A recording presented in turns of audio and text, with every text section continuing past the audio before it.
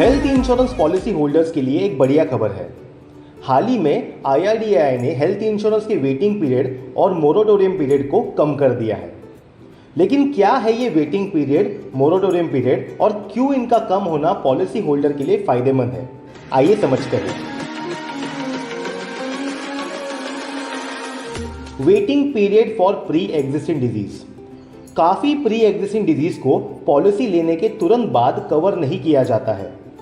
उन डिजीज के लिए क्लेम एक स्पेसिफिक पीरियड के बाद ही किया जा सकता है। इस स्पेसिफिक पीरियड को कहते हैं waiting period for pre existing disease. For example, अगर कोई पॉलिसी में कैटरैक्ट का वेटिंग पीरियड 4 इयर्स है तो पॉलिसी लेने के 4 साल तक आप कैटरैक्ट रिलेटेड क्लेम्स नहीं कर सकते। प्री एग्जिस्टिंग डिजीज के waiting period disease to disease and insurer to insurer very करते हैं।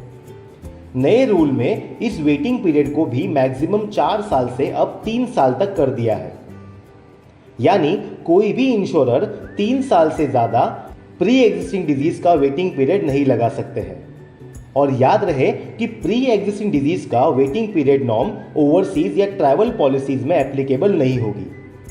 एग्जिस्टिंग पॉलिसी होल्डर्स को भी इससे बेनिफिट होगा।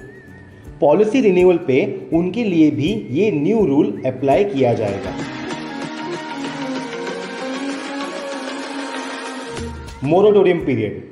पर्सनल हेल्थ इंश्योरेंस पॉलिसी में मोरेटोरियम पीरियड उस पीरियड को कहा जाता है जिसके खत्म होने के बाद इंश्योरर किसी भी क्लेम को नॉन डिस्क्लोजर या मिस रिप्रेजेंटेशन के बेसिस पर रिजेक्ट नहीं कर सकते हैं।